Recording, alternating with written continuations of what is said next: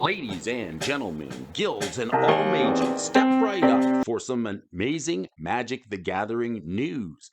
WOTC president has resigned, is no longer going to be with the company. After 2 years, there's been some discussion about the blunders that have happened over the last 2 years over at Wizards of the Coast, with firings of many employees, clashes over Dungeons and Dragons due to intellectual property, and retrieval of intellectual property from folks who aren't supposed to have it by security details. These are perhaps some of the blunders that lead to the reassignment or the disassignment or the resignment of the president of Wizards of the Coast, Cynthia Williams, that's been there for almost 2 years.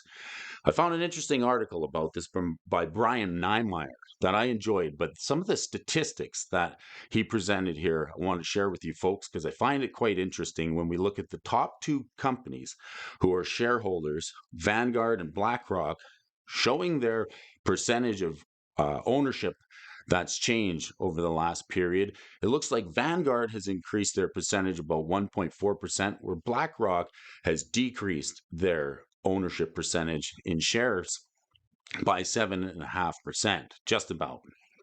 This is two companies that, if you do your research, you will understand that they care very much about controlling intellectual property and buying brands and ownership of branded content, so that everything that goes with owning that brand, they own it and control it and can try to make some profit off it. Time's going to tell, no matter how they appoint a new president over at Wizards of the Coast. We won't probably see some effective changes until the next 2 to 3 years, because they probably already have a structure for that period of time for products and game development laid out well enough into the future.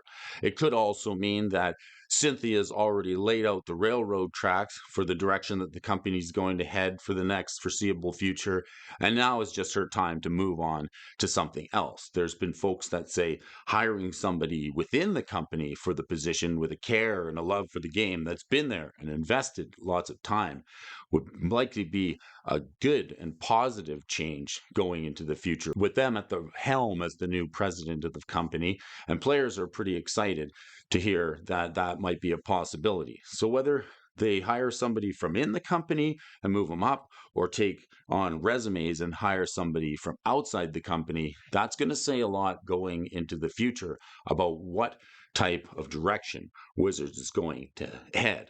What would you do if you were the new president of Wizards of the Coast? Let me know what kind of changes you think would need to be made, if any. I'd love to hear from you and who you think would be a right fit for the job, and if anybody comes to mind.